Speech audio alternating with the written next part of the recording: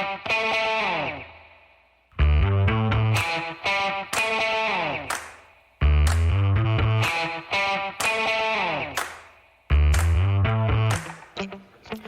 folks. Welcome to another episode of Film Study. This is Ken McCusick, and we're here to talk about the defense from that Ravens win over the Commanders on Sunday, 30-23. Much hyped battle of great QBs, and we certainly had a couple of good ones. We'll talk about them. Joining me to do that is Cordell Woodland. You know him from all over Baltimore and Washington sports at this point. He's a Commanders fan growing up, correct, Cordell? I am. It's been a while since the Commanders have been talked about the way they've been talked about to this point in the season, especially when you hear people kind of amplifying the quarterback. It's been a long time since that's happened. So, yeah, different times, but it's a good time for change for sure. You know, there was a time, and it was the 1980s and even into the early 90s, where it didn't matter who Washington put at quarterback. They were always good. Jay Schrader, Rippon got put in at quarterback and won him a Super Bowl. I mean, it just did not matter because they had such a great offensive line, good skill position players to complement that. You could literally plug in almost anybody and they were successful. Yeah, I mean, and, the coaches as well. Joe Gibbs, one of the all-time winningest coaches. He's always had great staffs. I mean, he's won 3 Super Bowls with 3 different quarterbacks. And like you said, I mean, the Hogs, everybody knows how great that offensive line was. They had receivers. Art Monk, one of my favorite receivers in Washington history. So, yeah, I mean, the history is very rich. Not so much to speak of in the last 30-plus years. Yeah, it's things do ebb and flow. And one of the things I want to discuss with you is a little later on is whether it's actually a good thing that the Ravens have a regional rival. And I think the answer might actually be different between having the Commanders be good and having the Nationals be good. Because I think having the Nationals be good is absolutely terrible for the Orioles. But let's put a pin in that for a moment. But I thought the defense in this game did a good job of forcing Daniels to throw. They shut down the running game. It was no Brian Robinson, of course, but they shut down a running game that it had been pretty good to date this year. Yeah, I mean, no doubt about it. I mean, the Commanders, a lot has been made about Jayden Daniels and what he's done in the passing game this year, but Jayden himself has been a big part of that rushing attack. Brian Robinson, like you mentioned, he missed the game with the knee issue. And even last week in the win over the Browns, he had the 2 rushing touchdowns, but only 13 yards on the ground. He didn't practice at all that week up until Friday, which is pretty much just walkthrough day. So I think it was pretty clear that knee has been bothering him. Not surprised to see him sit out this game. And I thought it made an impact. Look, make no mistake about it. The Ravens defense has their issues. Stopping the run isn't one of them. They're the best rush defense in the NFL right now. So I'm not going to sit here and say that if Brian Robinson was there, they would have gone out there and rushed for 125 yards. I don't know that. I do know, that it helps the Ravens for him to not be there because it forces the Commanders to be one-dimensional with a rookie quarterback. Austin Eckler and Jeremy McNichols, that's not going to get the run game going against that defensive front against the Ravens. So I'm not surprised to see them shut down the run, A, because they're a good rush defense, and B, simply because the Commanders didn't have their horse back there to at least make them play honest and kind of help out the play action pass. Yeah. It was kind of an odd, I thought, game script as it went through, and it's just looking at a very high level that the Ravens scored on 5 consecutive drives, and they still in that time did not put the game away. It was close to begin. They scored on 5 straight drives beginning the second quarter. The only drive, and then they didn't score in the last drive of the game when they put it away, when they sealed it up with a couple of first downs to win the game. But you would think that they'd be able to put the game away before then. But the Commanders, certainly pesky, continued to stay in it. Continued to fight and keep somewhere between 14 and 7 points down pretty much that whole time. And it was certainly an entertaining game. It was still a nail biter with less than 4 minutes to go. So I thought a good game and one. I certainly wish that the Ravens had been able to salt it away a little earlier, but it was another good test for them to be able to close out a game. Yeah, I thought, it was a good challenge for both teams. Honestly, the Commanders hadn't played a team like the Ravens to this point in the season, and the Ravens to themselves, is everybody talks about the youth on that Commanders team, and obviously they're trying to turn the tide a little bit and get Jaden Daniels kind of acclimated in this offense and continue to ascend. And I thought the Commanders, what they do well, throwing the ball all over the field, getting splash plays. That's where this Ravens defense has struggled at to this point. So it was kind of a good match. I think everybody, Vegas even thought it would be a high scoring game. So I don't think anybody was necessarily surprised to see a lot of points put up. The Commanders defense is downright awful. If anything, I was surprised that they had as much success as they did early in the game, kind of containing the run game. I figured that they'd sell out to stop the run because Lamar said it best. It's a pick your poison offense. The Commanders, just like most teams, the Bengals did it the week before, they're going to most likely choose to take the run game away, because if you're going to let the Ravens run for 250 plus yards on you, you stand no chance. Now, Lamar obviously can beat you with his arm. I don't buy into the notion of Lamar can beat teams from the pocket. I've seen enough of Lamar his whole career to know that he can. But if you got to pick something, you're probably, as a defense, going to say, all right, Lamar, I know you're great. I know you can throw the ball. I'm going to have to force you to do that, because you and Derrick Henry, if you guys are going to beat us, we would have no chance out there. So I thought the Ravens did a good job of taking advantage of that Commander secondary, picking on Benjamin St-Juste really all game. And when they needed to put the game away on the ground, they did. You know what? I was actually surprised by Emmanuel Forbes has struggled in his year plus 5 games, that he's played so far, obviously. But one way to get right is to let a zone corner play zone. Okay. And he is the ultimate kind of cover 3, come downhill, find the football guy. And I thought they would have him active for this game to the degree they can afford to play zone, which is going to be on obvious passing downs. You can rotate in at corner on a by down basis, not a by series basis, and get him in there looking at the quarterback, have eyes on the football on third down. I thought that would have been a great gamble for them. They didn't go for it, which surprised the hell out of me. Did you have any feelings about that? Honestly, I think they're done with him. I'm kind of done with him, to be honest with you as well. I mean, it says a lot when you see how porous that secondary is, and the first round pick, granted from a previous regime, just from last year, is a healthy scratch. And he's been a healthy scratch, I think, for the last 2 weeks. Maybe he did deal with an injury, but even since he's gotten right from that, he hasn't been back on the field. Jamin Davis, another healthy scratch as well, another young guy on that side of the ball. So I think that's kind of telling you how they really feel about Emmanuel Forbes. He is his own corner. You're right about that, but he has not played on his instincts. I think back to the game where they played the Cardinals earlier this year, there are moments to where he could make a play and he sees the play and he hesitates, or it's like he doesn't trust himself. Something's off with him. And I just really think that this regime is kind of all the way out on him. So I'm really not surprised that he was a healthy scratch Sunday. And it wouldn't shock me if, unless it's an emergency, he's probably going to be a healthy scratch going forward. There's got to be some team who would want him at the trade deadline. There has to be some team. So? And Washington is a team who, if you're truly done with a player like that, you either can get draft capital for next year, or maybe a player from a team that's in a little more difficulty. And Forbes will be entering year 3 next year. So it won't, it's not like you have forever with him anymore to get him right. But man, would I love for him to be on the Ravens. Well, I love that. Oh my God, they'd have a very good chance to turn around a player like that. It's not an ideal situation. It never is in this kind of thing. But if you can get a zone corner right playing zone football, man, I would take that chance in a heartbeat, because the upside of Emmanuel Forbes is just fantastic, as we saw in college.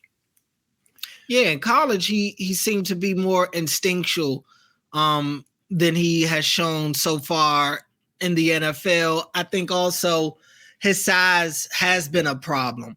A lot of people thought Nate Wiggins' size would be a problem. Nate Wiggins is a little more filled out, not very much so, but he's definitely more filled out than Emmanuel Forbes is.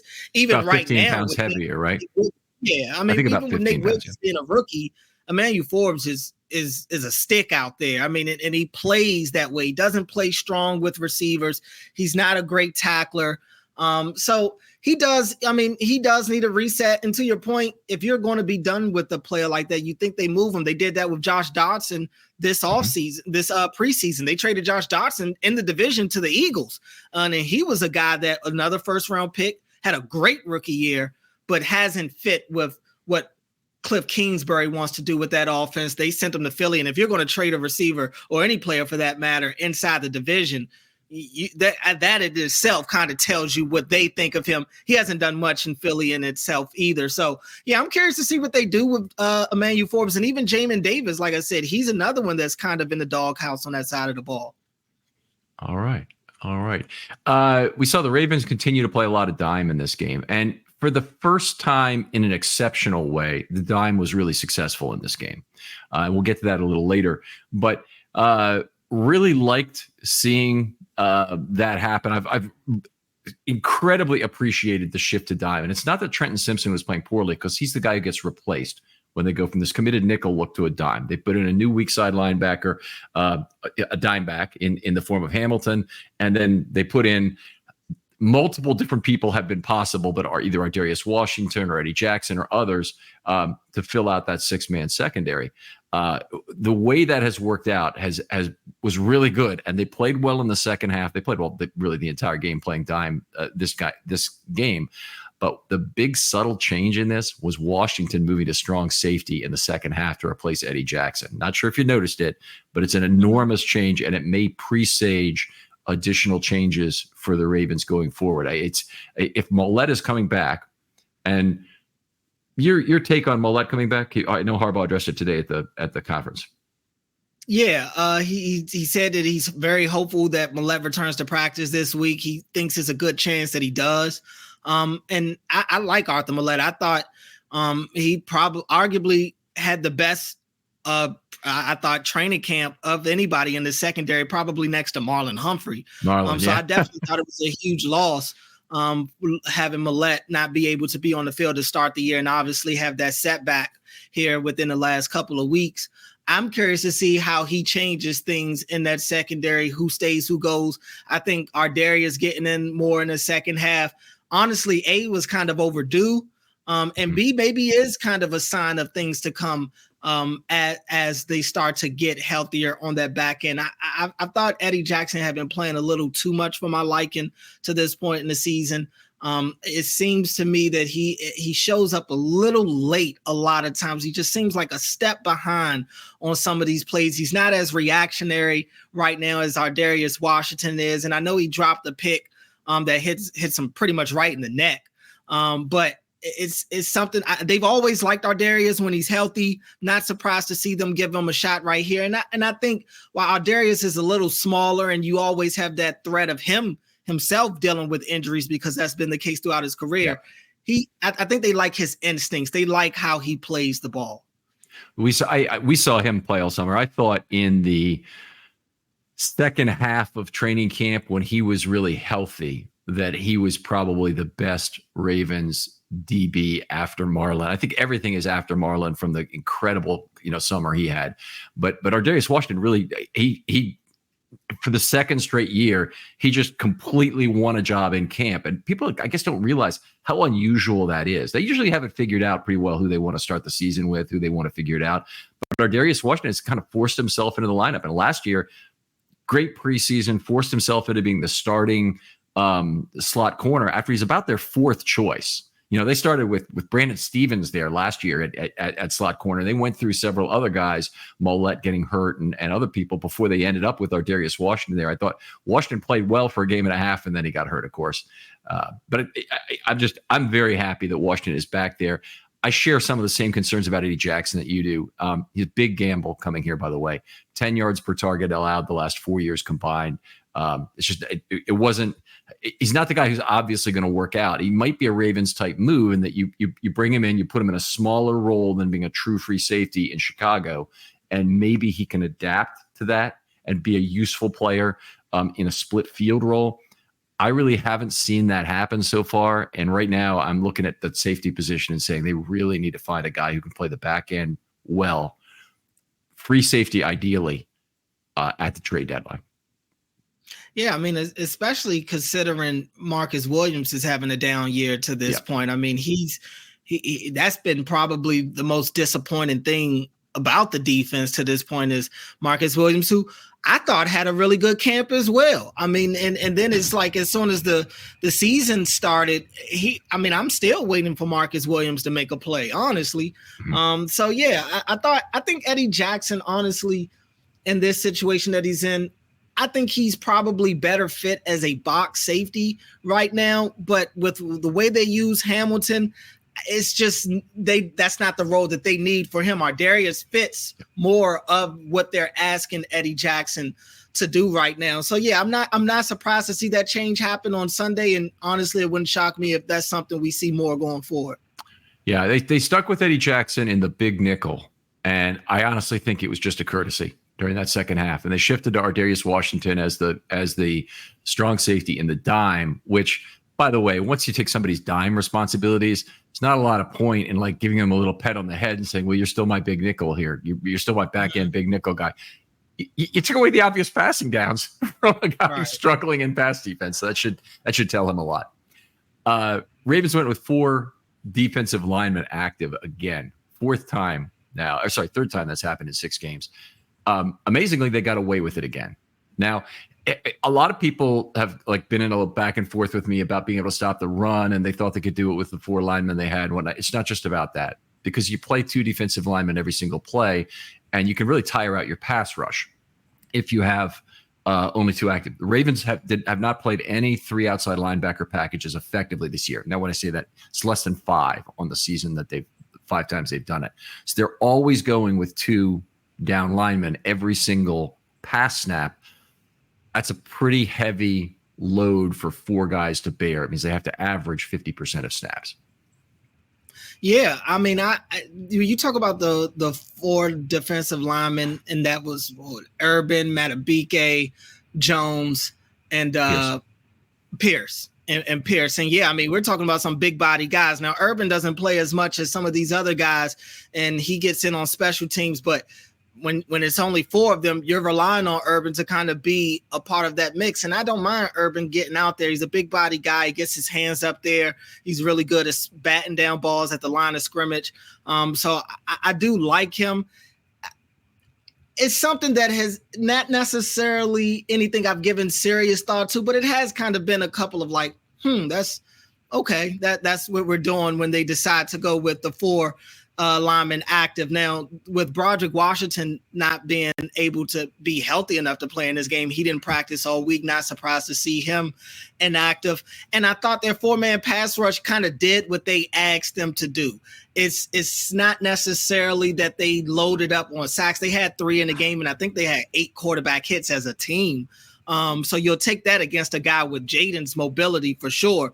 But I think their point of emphasis was not as much getting to the quarterback as opposed to keeping him in the pocket, containing him, not letting him get outside. And that's what John spoke to us about during his presser on Monday is, he thought the pass rush did a really good job not allowing Jaden to make some of those out-of-pocket plays that we've seen him make. We saw that touchdown he threw, not the touchdown, but he threw a deep ball to Terry McLaurin last week against the Browns where he gets out of the pocket, rolls out to his right, throws a dime down the field. He wasn't able to make some of those types of plays in this game. And if you look, every time he got out of the pocket, you did see somebody kind of chasing him down, kind of heckling him. He had his moments where he had time to throw, but I thought that they were okay because guys stayed true to their rush lanes, guys stayed true to their principles and didn't allow him to really beat them with his legs the way that he has done other teams. Yeah, definitely. It was a very good game of containing him as a runner, and that's obviously something you want to do. He had some ATS opportunities in this game, his ample time and space, and was very effective with them. So we'll get to that a little later. It's a risk management perspective I don't like it from. I'm not happy. The Ravens won this football game. They held the Commanders to not very many snaps in the game. I think 56 total snaps defensively. When you do that, you're going to say, well, what are you talking about? We won. But it's kind of like flipping a coin and saying, see, I told you it was going to be heads. I mean, it's just it doesn't pay off. The risk adjusted return on this move was not good, because if you have an injury, you might lose a game to a team you're favored by 7 over. You literally, all of a sudden, you're going to be required to play, instead of all your guys 50% of the snaps, all your guys 67% of the snaps, when you're down to having 2 spots to fill by 3 guys. And that's just not where you want to be. You don't want to either have that come up and risk fatigue that gets you ineffective. And I would think Daniels would be the kind of quarterback who could really make them pay for that sort of thing. Obviously, it helped that the Washington did not take the bus trip with a heavy dose of their run game to extend the number of defensive plays that were in there. But there was 2 different stretches where the pairing of Madubuike and Jones was on the field for 15 consecutive defensive snaps. And I really do not like to see that on my scorecard. It scares the hell out of me in terms of effectiveness. Yeah, I mean, you definitely worry about fatigue, and then fatigue turns into injury possibilities when guys are out there playing tired. So definitely can understand it from that point of view. And like you said, I think knowing going into the day, once Brian Robinson was declared out on Saturday, I think they understood what type of game plan Washington was coming in with. Maybe if Brian Robinson is healthy and they're expecting a little more of a balanced attack, because when he is there and they do stick to the run, they definitely will run the ball. So I think maybe it would have changed their thinking a little bit potentially. But yeah, I mean, it's definitely a concern when you only go with 4 and you worry about a guy dropping off. Thankfully, that wasn't the case for them on Sunday.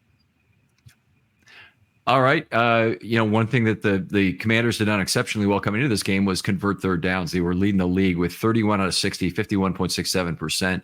And they only went 4 for 12 on third down. They did go 1 for 1 also on fourth down. So it's kind of like they went 5 for 12 really for the game. But good game for the Ravens, getting off the field on third down versus an offense that certainly has a lot of options on those downs. Yeah, I mean, and even if you want, you can throw in the pass interference late in the game on Nate Wiggins that ended up extending that drive as well. So, yeah, I mean, that and John Harbaugh talked about that in the post game. That was a big point of emphasis, kind of getting them off the field on those third downs. And they did a good job putting Washington in a couple of 3rd and longs. That wasn't ideal for that Washington offense. I honestly thought that it would get Washington in a little bit of more problems, considering I don't think their offensive line is as good as advertised, but they do a really good job protecting Jaden. I'll give them that. And he does a good job, I think, of helping them out as well. So it kind of gives a little bit of a mirage of what that offensive line really looks like. But 3rd and long is not ideal usually for a team with the offensive line that they have. So definitely a good job getting them off the field. Like I said, I think the 3rd and longs helped out quite a bit. The 4th down, and that turned out to be a touchdown. I mean, that kind of obviously isn't ideal, and it's in the red zone as well. But I just think the numbers told the story one way coming into this game for Washington's offense. And I think a lot of people may not have really seen them, and really understood what Jaden has been able to do. I heard a lot of talk all week about Terry McLaurin being the only guy that you really have to worry about. And to a degree, that's true. But you look, Noah Brown had quite a few catches on crucial downs. Zach Ertz moved the chains quite a bit. The X factor is Jaden being able to process so quickly and so well and so efficiently that, yeah, Terry's the one individual you have to worry about, but these other guys can at least semi get open. They have a quarterback that will find them. So when that happens, it does make you kind of cover every blade of grass because you don't know where this guy is going to go with the ball. So I say all that to say that I think it was a bigger, I think the Ravens understood the type of challenge that it was going to be going into this game to stop that offense. And I don't know if everybody else kind of realized it. They saw the numbers, but I don't think everybody necessarily has seen this offense enough to really understand how good they really can be. Right. I would certainly agree. I mean, there was some probably legitimate reduction scaling factors applied to the fact that Washington hasn't played a big slate of games so far. And I think that's what. But Jayden Daniels certainly looks the part. He looks like he is going to be a great quarterback, and he may already be there. I don't think we quite know after 6 games, but he certainly may already be there. Certainly looks like the second pick was not too early for him. The first pick might not have been too early for him. Caleb Williams also had a big day on Sunday, but yeah. Okay, so let's get back to the Ravens for a second. Then I have a question I want to ask you about the Commanders. What do the Ravens need to do? Is this defense good enough, coupled with the great offense that the Ravens have, to make a deep playoff run? Or do they really need to focus on making a move at the deadline? I would say probably for a safety. IOL, I don't think they're going to make an offensive line move at this point. I think they've got their ponies in the stable right now that they want to go with. I also don't think they're going with a wide receiver change, but I'd like to hear your thoughts on that. So I think it comes down to a safety, which is good because safety is a position you don't have to pay a lot for necessarily in terms of either cap or draft capital to pick up. Yeah, I do think that they need to make a move at the deadline. What that move is, I'm unsure. And let me not say need to. I'll say I wouldn't be against them making a move at the deadline. I'll say that. I do think it should be a defensive move over an offensive move. I think offensively, they are right where they probably need to be. It's as balanced of an offense as you'll find. The run game is there, and they still have guys like Keaton Mitchell, who's going to be coming back at some point. I think that'll impact the run game in a good way. I hear everybody on Davante Adams and getting Lamar a true wide receiver one. I think Zay is a true wide receiver one. This notion of your wide receiver one has to be 6'2", 6'3", 6'4", and he's got to be this guy that's jumping over people to make catches. It's all the same to me. If Zay can use his quickness and his shiftiness and his twitchiness to get open and be unguardable in man-to-man situations, and he's making every catch and he gives you yak ability, what else do you need, honestly? Sure, you'd like to see him find the end zone, but what else are you asking for? He's there for you in the scramble drill. And then even when teams do decide to take him away, Zay had a career day, second half. He doesn't even get the ball. But here comes Mark Andrews. Here comes Rashad Bateman. They have it to where, to this point in Lamar's career, he's only been able to get the ball to so many people. Usually 2 guys are getting the ball consistently in his offense at a time. We're watching him spread the ball around more now than ever. 9 guys had catches last week. This week, 6 different guys have catches. I mean, that's about where you want to be. So I love Davante Adams. I truly do. And I think he'd probably be the best receiver Lamar has had to this point. That said, I think this offense is fine where it is. Defensively, I'm just struggling to think of a safety off the top of my head that they could trade for. I don't know if maybe you have somebody in mind, but it's just, I don't have anybody right now that I'm thinking about that they could go after. Okay, so there is a lot of players who are playing free safety in the National Football League right now who are on bad teams that are not going anywhere this year that could easily be traded. And not an unreasonable amount of them are still either on their first contract or they're towards the end of their second contract and are a player that the team would be okay getting rid of. So there's some money on the contract. The Ravens would have to compensate a team for possibly for the player plus draft pick compensation to take some of the salary back because the Ravens aren't really in a position to do any more of that. They've got so many players they need to sign. But the other thing about the Ravens situation is they kind of need a guy. If you look at this right now, I mean, I don't see Marcus Williams or Eddie Jackson being on this team next year. I don't see either one of them. Marcus is at a point where you can cut him and save some cap space. They need cap space like nobody's business. They probably are going to have safety as a very high draft position of need next year. So I imagine you will see one in the first or second round taken. They do not want to put Kyle Hamilton on the back end because it minimizes his value. It's not because he can't play well there. He can play reasonably well there. But why take him out of dime or slot corner where he completely controls the strong side of the football field when if just to cover up for a hole you have. a great thing that could happen is Ardarius Washington plays well in the second half, and he plays a lot of back end, and all of a sudden they say, okay, that's one of our possible guys. But they've got other guys they can go to the street for. I mean, at this point, I don't think Daryl Worley would be a big step down from Eddie Jackson as the split field guy. So you've got to, that should be on the table. Obviously, Daryl Worley didn't make the team. He was there in camp. Eddie Jackson did. They've given Eddie Jackson some guaranteed money already, but I would have Daryl Worley back on the practice squad right now, whether it's injury or whatever. I would have it back and ready to go. He didn't, I saw the same thing. He didn't look that great. He looked a step slower in camp, possibly. Where were you on that?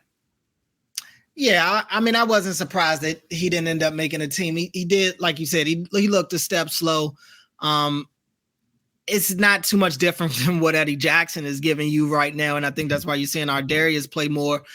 I agree with everything you said about Marcus Williams probably not being on this team next year. I the way he's playing right now, unless something changes, it's still early in the season. Anything can happen. But if he continues the way he's going right now, yeah, I don't see him on this roster next year. I do think in the offseason, safety will be a big priority. I just don't know if that's what they need, if that's what they'll go after at the deadline. And I don't know if, as bad as Marcus Williams is playing right now, is he the reason this secondary hasn't looked good necessarily? I don't know if that's the case, right? I think it shows up because he's back there, he's making a lot of money, and he's a guy that you have high expectations for, because before this year, we've all thought very highly of him. But I don't know if, now, unless you're talking about putting Minkah Fitzpatrick or somebody back there, obviously that would make a huge difference on this defense. But I just don't know if getting a safety at the deadline changes things, just because we're talking about a deep center fielder type safety. And yeah, they've given up splash plays, but a lot of those have been kind of out near the really close to the sidelines, kind of right up the sidelines. In the middle of the field, it's been short to intermediate. That's been a big issue for me. That's probably their biggest issue, is the fact that Roquan seems to continue to get isolated on these receivers in the middle of the field.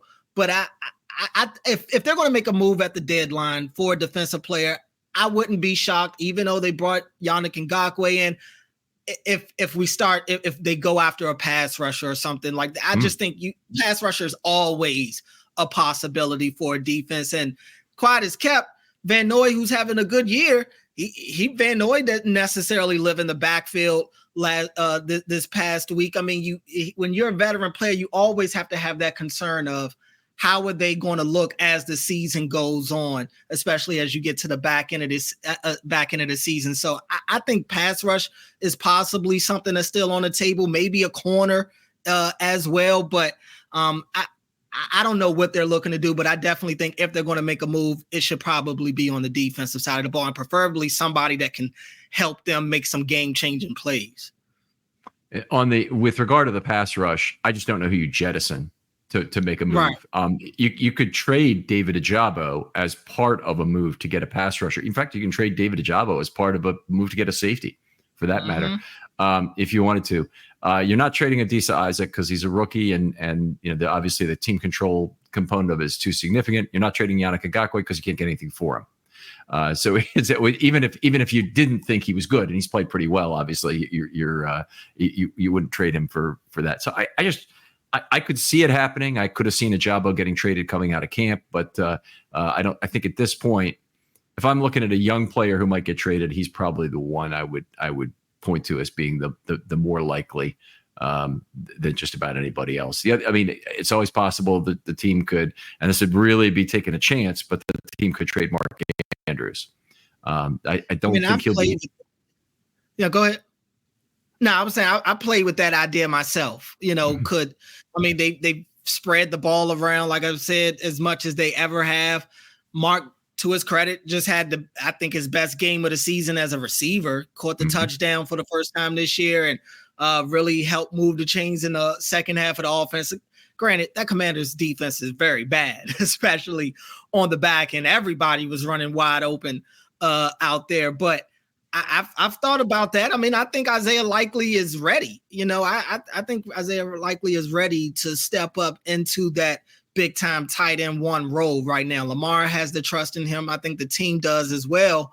And I think you could get something for Mark Andrews, but it's kind of the same thing you were saying about one of the other guys we were talking about. Like, what is Mark's value at this point? I think he's still a good player, but he's got off to a slow start to the years as a receiver.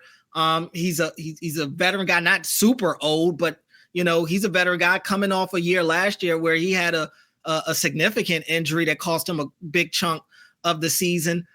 I just don't know what they would be looking to get back. I don't think you're getting much draft capital back in return. Maybe a player, I could hear that, but what player and what position would be up for discussion?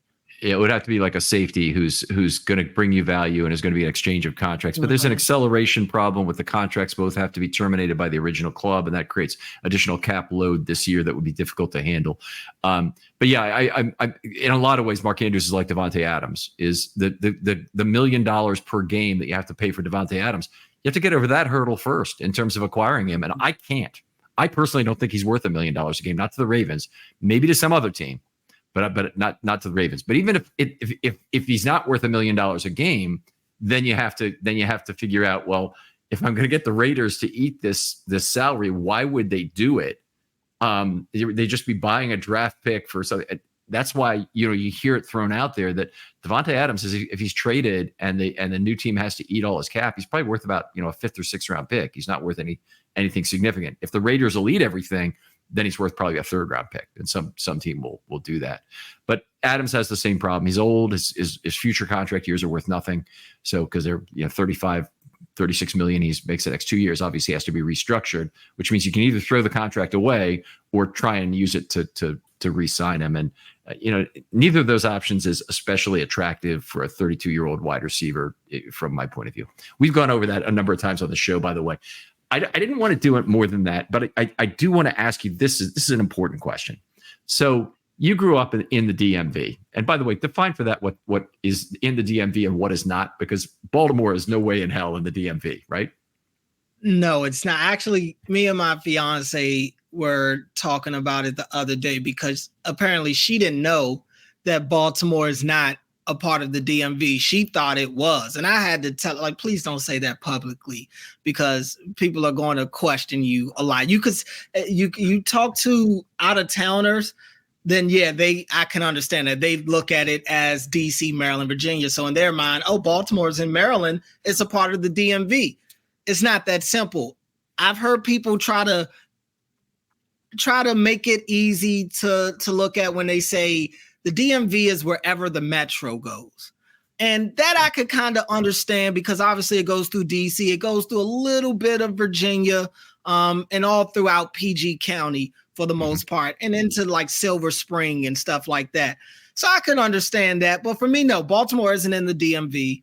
I think that's one thing Baltimore and DC does agree on is that Baltimore is not a part of the DMV. I think the DMV is, like I said, DC, PG County, maybe a couple of the outskirts, and a smidget of Virginia, but I don't think the DMV is as big as some people claim it to be. Montgomery County? Certain areas. Is Silver Spring considered Montgomery County?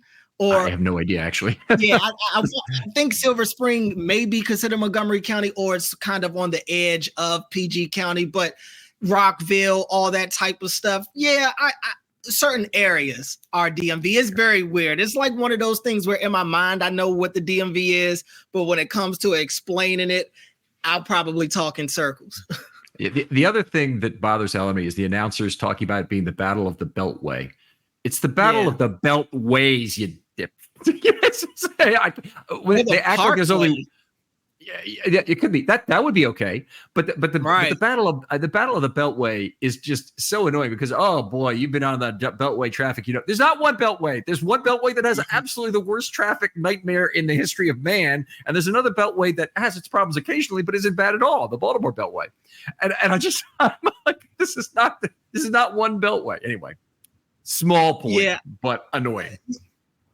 Yeah, I mean it's not a rivalry just yet. And we'll see. When you play every 4 years, you haven't met in any Super Bowls. you play in the preseason. It's tough for me to build it up. So when people come up with the name of Battle of the Beltway, I think that it's kind of the low hanging fruit. But yeah, that's one of the things that kind of irks me as well. Yeah. All right. So here's the actual important question. All that we wasted a lot of time getting to is the Commanders seem to be in a much better position with the Harris group as opposed to Snyder in terms of where they're going. I don't think we even need to debate that. But does it help the Ravens to have a good team in DC? Or does it just end up costing the fans? Is it nice to have a regional rivalry somehow? Or based on the Ravens' geographic, cone that they're in, that they have a limited number of fans and they're much better off with the Commanders being a crap franchise? Well, yeah, I do think the Ravens, from a business standpoint, would love it if the Commanders were still one of the worst franchises in sports, because it's been quite the history is there with Washington. Yeah, they've had an identity crisis and have changed the team multiple times. Look, I think the last 3 times the Ravens have played Washington's had a different name each of those 3 games. So, it's been a lot going on with the franchise. And like I said, business-wise, I think the Ravens would love it for them to still stink, because a lot of the Washington fans that have been there throughout the history, some of them jumped ship and went to Baltimore. And, there's obviously, if Washington gets their act together, it's one of the richer, when they're good, they had a streak at one point of just consistent consecutive sellouts. So it was always a sellout for their games. And the team got so bad and all the off the field issues started to pile up that fans finally kind of cut the cord. And they started to see it happen. You started to see them now have one of the worst attendance rates in the NFL. You start to see the stadium falling apart. The purchases going into the memorabilia and the jerseys and all that stuff is dropping. So I do think that there's something too, if this team really does get good again and people start to think that they're trending in the right direction, that maybe some of the fans that jump ship, maybe they'll come back. People that have been quiet about Washington, maybe they'll start talking about them again, wanting to go to the games again. And yeah, it will kind of make it so that the Ravens aren't the only ticket in town that you can go see good football played at. So I do think in that sense, there's something that I think the rivalry is probably more on the business side than it is on the actual football side right now. And with revenue sharing, that is minimized in the NFL relative to other places. Mm-hmm. So maybe having a good regional rivalry is good in some cases, but they are competing over fans. Absolutely. Oh, yeah. With the baseball, I don't think it's a question at all. I mean, the Orioles have twice, driven the Washington franchise out of town. In 1961, when the Senators moved to Minnesota, and then again in 1972 when the Senators moved to Texas. The expansion Senators moved to Texas. And then for a third time, they screw the Ravens franchise by bringing the Expos to Washington. Washington had a couple of consecutive number 1 draft picks that really worked out for them, and Harper and Strasburg, that turned that franchise around in a lot of ways. But there is no redeeming virtue to me for Washington having a good baseball team. In fact, I think the 2 teams are pretty much locked in a death struggle of however many years it takes for one of them to have to go. So it's not like football at all, where you can share the market in a certain way, or you can, large, rich metro area, you can share it, but you can't really share it for baseball. There's just not enough relative to what some of the other teams have. Yeah, I think in a regular season baseball, it kind of is what it is. It's a long, grueling season. So when you can look at any ballpark throughout the week and you'll see a ton of empty seats out there. It's really, once playoff time starts, the line is kind of drawn in the sand, and that's when those seats start to get packed out. I think you saw with the Nationals, because look, I'm a lifetime Orioles fan. I grew up an Orioles fan. It's all we had when I was a kid. And so even once the Nationals came, I root for the Nationals as well. They're the home team. I loved it when they went on that run to win the World Series. I was at Steven Strasburg's debut. I love Juan Soto, even still to this day. Never wanted him to leave. Hope he comes back, honestly. But all that said, it's weird. I kind of think that because I think back to was it 2014, the Delman Young year, where the Orioles had played against the Tigers. The Orioles were really good. The Nationals were really good. The Nationals, however, ended up crapping out and getting knocked out in the wild card round that year. The Orioles went on to the ALDS, and it was kind of this talk of could we see both of these teams kind of make it out to the end that year? And I thought it was a lot of hype around both teams, and that might have been the last time both teams were actually good at the same time. So I thought that kind of gave us a little bit of a glimpse of what it could be if you saw both teams kind of ascending at the same time. And look, we may see it happen again because the Nationals have a really good young core. They've drafted well here, and they've got some money to spend. We'll see if the Lerners actually put more money into that franchise. But I think for whatever reason, look, everybody knows the hierarchy. The Orioles are kind of over top of the Nationals just simply off of longevity, simply off the history that they've had. I think out there in DC, people are into the Nationals. There's a lot of people into the Orioles too. But I think baseball, contrary to football, you'll have people that are willing to play both sides of the aisle. I'm a stickler for it. In football, I think you should only have one team. I think it's kind of religious. In other sports, I think it's all right. We can give some wiggle room to having multiple teams, especially when you have two teams in the same area. Okay. All right. Fair enough. Let's move on. We need to talk some other things about defense. I'm going to go a little quicker here and pick up the pace because I know you've got time requirements coming through. But we'll talk about a few things generally that was going on. The Ravens only allowed one first down rushing the entire game. That was to Daniels it was just on a 3rd and 5, a little run left for 6, a little scramble that he did. That was it. So their running backs didn't get a single first down in the game. Ravens had 9 first downs and 176 yards rushing. In fact, the Ravens now have had a game with 175 plus yards rushing, where they've also held the opponents to 75 or fewer yards rushing 4 times this year in 6 games. The all-time record for that in a single season is 6 times. It was done by the 1973 Rams, the 2001 Steelers, and the 2019 Ravens. Okay, were the 3 teams who did it. Those 3 teams had a combined 41-5 record in the regular season in those years. So it'd be a 15.2 win pace, which the Ravens can't even do this year, even if they did it every game. But I'm looking at this Ravens team and I'm thinking this is a team that probably could do this multiple additional times. What they really need is to have games that they win by 2 or 3 touchdowns. When they do that, the other team's not going to be passing the second half. The Ravens are going to be running all over them. And I think this situation is going to show up just organically if that were to happen. Yeah, I think that's kind of been the case a couple of times this year. You think back to that Dallas game. Dallas had to abandon the run pretty quickly this week against Washington.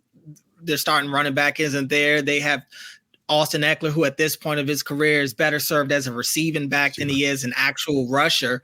And McNichols is a 3rd string running back who's had his moments, but again, I mean, he's a 3rd string running back. So I did think the Ravens did a good job with that. Again, them being a really good rush defense combined with Washington not having their main horse kind of was the match made in heaven. I will give the Ravens credit on stopping some of those quarterback designed runs that Jaden has had a lot of success on. They ran one in the red zone that I thought Nate Wiggins did a really good job of staying outside, forcing them to keep the play inside and kind of running Daniels out of bounds. Jaden has scored on that play multiple times this year, that same exact play with 2 pulling linemen to the right side. It didn't work against the Ravens. A couple of their quarterback design runs didn't work. So I think going against Lamar Jackson, kind of having the prototype on your team of how to stop that stuff helps. But they stayed true to their assignment and played really disciplined against him. Yeah. Yeah, I was very proud of that too. I thought that they had a full house backfield at one point where they still had a read option out of that we might be talking about the same play because the play was run right. And Jaden kept the football and kept getting stretched out to the sideline. Yeah. And I don't remember if it is the same play. I believe so. It was it was in the red zone, and that's kind of when they like to pull that play out. And Nate Wiggins, he just kind of sealed the edge and never really let him bounce it to the outside. All right, let's talk about the Ravens defense in terms of what is not going right now. To me, one of the big things is they're not getting turnovers, and they have 29 passes defense, which are tied for 7th in the NFL, but they're still tied for 18th in interceptions with 3. And by the way, that's a big group in there from 18th. It's like 18th to 21st, 22nd, 23rd. I forget what it is, but the 3 interceptions totally unacceptable for 29 PDs. We've seen several times where hands are just not right. Darius Washington was basketing the ball that he took in the neck. He said that's totally the wrong way. You got to have your hands up away from your body trying to catch that football. We've seen similar things from Wiggins not being able to. He had his hands up in both cases. He just couldn't collect the football. This has been a big problem. There have been times in the past this has been an issue for the Ravens, but this team, they're getting to plenty of balls. They're just not collecting them. You look at every team who's up with them in terms of passive defense, and they've got more interceptions. Yeah, it's kind of like, are we going to look at it that the cup is half full or half empty situation? Like, yeah, and one right, you could say that they're in position, they're there to make the play, the ball is finding them, but they're not catching it, so maybe you can build on that in the hopes that at some point it'll even out and they will start to catch some of those passes. On the other end, it's like you got to take advantage of those opportunities because you just don't know how many you'll get. That ball Jaden threw to Darius Washington was his worst ball of the day. They didn't get another opportunity to kind of jump on a pass. So you just don't know. And these quarterbacks are so good. And as the year goes on, especially you talk about getting into the postseason, those opportunities are going to be less and less. So you got to capitalize when you have them. And considering that this defense has struggled in the pass game as is and has given up so many chunk plays, the concern is you can go from a play where it was almost an interception and the guy dropped the ball to a couple of plays later. Here they are finding the end zone now because you couldn't get them off the field when you had the chance. So that's kind of the difference between winning big games and losing big games when it's all said and done. So contrary to what we saw this summer too, because the defense was just slapping the offense back and forward with interceptions in terms of being able to find the football in the air, being able to collect it. And now they go into a season and they just can't seem to catch the football anymore. They've got dropitis, and it's a team with a ton of defensive playmakers. I mean, look, Marcus Williams and A. Jackson haven't played well, but they're both center fielders. They're both supposed to be center fielders. Brandon Stephens is not a ball production guy, but Marlon Humphrey is now at this point in his career, and Darius Washington should be. And they have Roquan Smith. He's got an interception this year already, but they've got playmakers on defense. They're just not converting picks, and it's very annoying. Anyway, let's move on to missed tackles for a second, because this is a big difference between the two teams coming into the game. The Ravens had the Commanders had a 14.6% missed tackle rate on the season. The Ravens had 11.2%, and then you look at the types of offenses each has. The Commanders without Brian Robinson, the Ravens with Henry for the game. And you'd think this would add up to a big difference in missed tackles. And I guess it kind of did. The Commanders had 5 missed tackles by PFF, but the Ravens only had 2. So it was really on defense that the Ravens had a very good game at avoiding missed tackles. They had one by Wiggins that was on the right sideline, gave about 5 yak away. And they had another one on a penetration from, I think it was Simpson, on a run right where it got tackled for 0 loss, but Simpson could have had him for -2. So it really only cost him about 7 yards on the whole football game.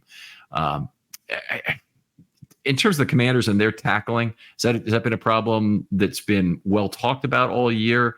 I know they had a very high rate relative to the National Football League, relative to the rest of the league. Yeah, I mean, they just don't have a lot of good players on that side of the ball. I mean, I think that's really what it comes down to. They have a lack of talent on defense. They brought in veterans like Bobby Wagner, and I thought Bobby played really well on Sunday, one of his better games of the season, honestly, just from the raw eye test.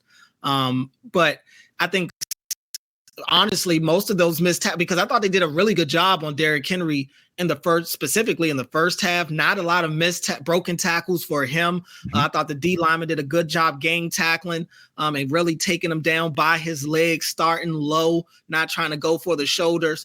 And obviously, as the game went on, especially in the fourth quarter, when the Ravens needed to get a couple of first downs to ice the game, things started to change.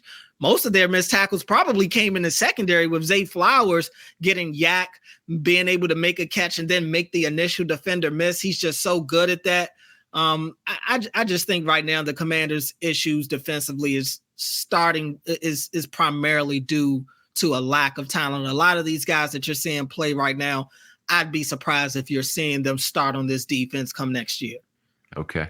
All right. Fair enough. So probably a defense-oriented draft. Let me jump into packages for a second. And I don't want to spend a lot of time on this because there are 56 defensive snaps. The Ravens were about as vanilla as you can get. They played one snap with 3 interior defensive linemen. That was negated by penalty at the goal line. It was the only time they did it. They played big nickel for 14 snaps. That had Hamilton at slot corner, Jackson every time at the strong safety position where he stayed the entire game in that big nickel package. And they allowed 5.6 yards per play. The standard nickel, they had 22 snaps. And again, I'm going through this quickly because I know you got time constraints, Cordell, but I want to hear your point on 2 important things at the end. Standard nickel, they had 22 snaps. Humphrey was at slot corner on all but 2 of those where he was taken out in goal line. Don't know really why they did it, but they did. You'd think Humphrey, a very physical player, normally stays in goal line, would be there, but he was out of there for Washington. And those standard nickel had Hamilton on the back end at strong safety. And then the third thing they played is dime. They played 20 snaps of that. Just 79 yards allowed. That was one of the really nice things from this game is they only allowed 4.0 yards per play in dime. This team now of Ravens teams is on pace.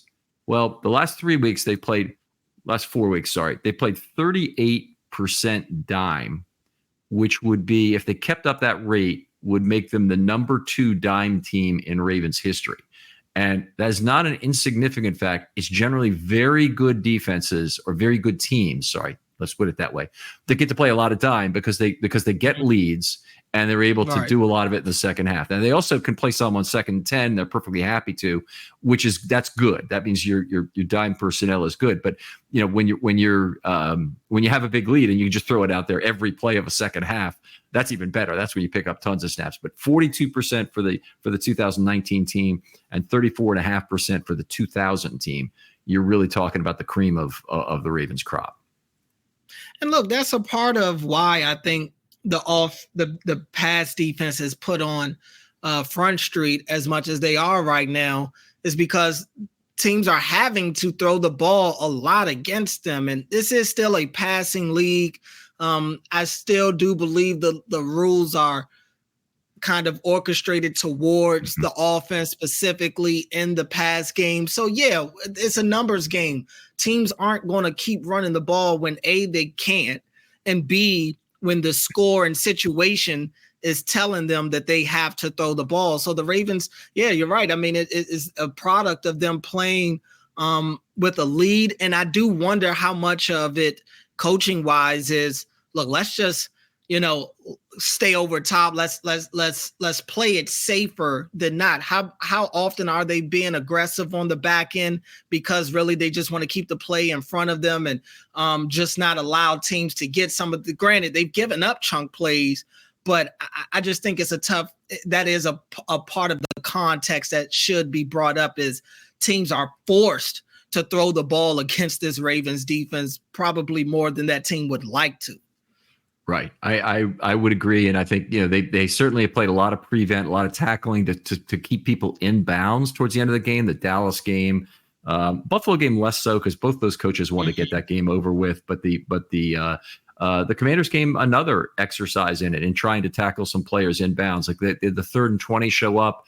I thought Humphrey made a great play to make an 8-yard inbounds tackle to set up 4th and 12. But it was the kind of thing like that normally wouldn't be all that great a result, but it's a great result on 3rd and 20 with that amount of time left in the game.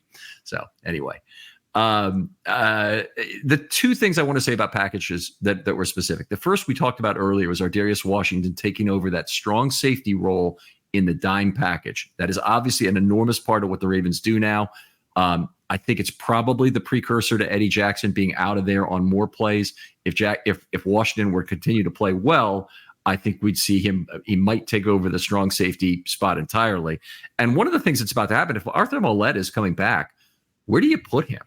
I mean, if you put him back at slot corner, you're taking snaps away from 2 players, Washington and Wiggins, because Humphrey moves into the slot, allowing Wiggins to play on the outside. I don't think you want to do that. So I think they kind of have to make a move right now at strong safety. And they're kind of feeling it out and seeing if it'll work. A part of me feels like maybe they could play Wiggins a little less. And which sounds probably crazy considering he's your first round pick. He's a young guy. You want to get him as many reps as you can. But I do feel like they're having to play him as much as they are kind of out of necessity right now.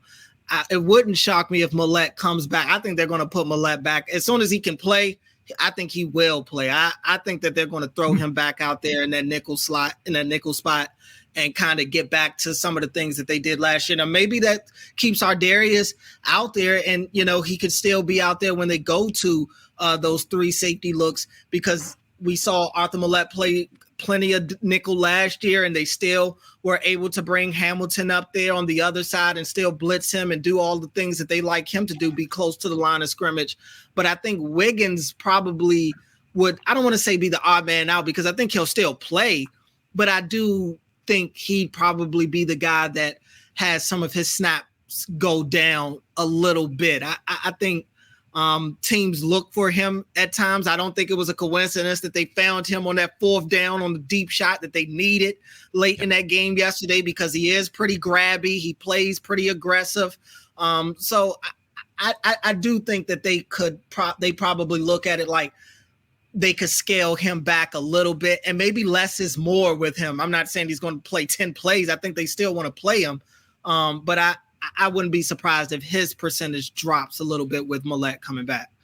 Okay, well, that's fair enough. And certainly, this is the kind of problem. It's a great problem to have because injuries will turn this non-problem into a real problem very quickly if you have exactly the right number of people to fill your spots. Right. So at corner, those guys get hurt. The other package thing I wanted to point out was the fact that the Ravens have moved almost exclusively when they've had these 4 men active to a buddy system of defensive linemen. So, and you look at my score sheet here and I see Jones and Madubuike are basically paired up every single time they're in the game. And they're, by the way, they're an outstanding complementary pass rush group. We've talked about that in past shows, but I'd love to hear your comments on that. And then Pearson Urban, who, by the way, are great friends. If you're around the team, these guys are always talking to each other and on the bench and whatnot. But they're playing together as well. I think another very fine pairing. Obviously, everybody has something to contribute. It's just that Jones Madubuike pairing is just exceptional in terms of what it provides to pass rush. Yeah, I mean, I think, first of all, Madubuike, we know the type of talent that he is, coming off in a great year, a career year for him last year. And I think, I didn't expect him to go out there and get double-digit sacks again. That's a lot to ask for an interior defensive pass rusher, defensive lineman. But I love when you talk about the combination between he and Jones. Madubuike is that perfect blend of speed and power. He's very agile. He has a great motor. I'm watching him week after week just drive guys back into the pocket. But then you also have those moments to where you blink and he's gone around you already. Whereas with Jones, what this dude is going to do. He is so strong. He is an absolute bull out there. And I love that his production is starting to show up on the stat sheet week after week as the year goes on. As a interior defensive lineman, you kind of accept that a lot of what you do isn't going to show up on the stat sheet. It's for guys that watch film to kind of see the impact that you're truly having out there. But I think with Travis Jones, he jumps out at you when you see him on the screen. I mean, he's so strong. I'm rewatching the game this morning, and I can tell you how many times I'm seeing them. They are attempting to double team him, but this dude eats up the block. He sheds blocks so well, and he's so strong. I mean, he can grab a guy up with one arm and kind of keep him there. So, and he's starting to get to the quarterback more and more. I think the world of Travis Jones. I really do. And I think his motor has improved from his rookie year to now. I think you could clearly tell that his conditioning has picked up in a big way. And that's going to be good because as they get to the back end of the season and you start to really look for some of those guys that you want on the field and the gotta have it downs, the downs where you gotta get a tackle for loss, or you want somebody to get some penetration and get to the quarterback, Travis Jones is going to be a hard guy to take off the field in some of those big games late in the year. So I'm really impressed with what he's done to this point. Yeah, he really supplanted Pierce last year in terms of being their pass rush down guy. Pierce was playing great early in the year. I mean, what it took for Jones to get that job. But Jones, I look at him as more like Pernell McPhee. He's a much larger version of Pernell McPhee, obviously, but a guy who really drives this pass rush in a completely unknown way. But he is the one who forces single teams on Madubuike. They move him all around to get them, but Madubuike is a great one-on-one pass rusher. Mm-hmm. He's not as good when you put two guys on him. Nobody is, but his production really suffers.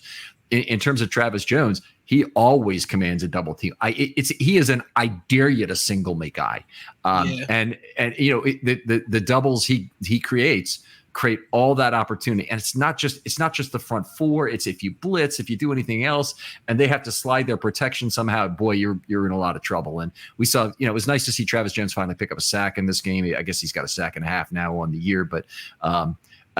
Those guys are an incredible pairing. What I'm so concerned about is that you wear them out by playing them for 15 straight snaps, you know, 2 times during the game. That is what really concerns me about the pairing. Not that they're not great together, because they are the perfect match.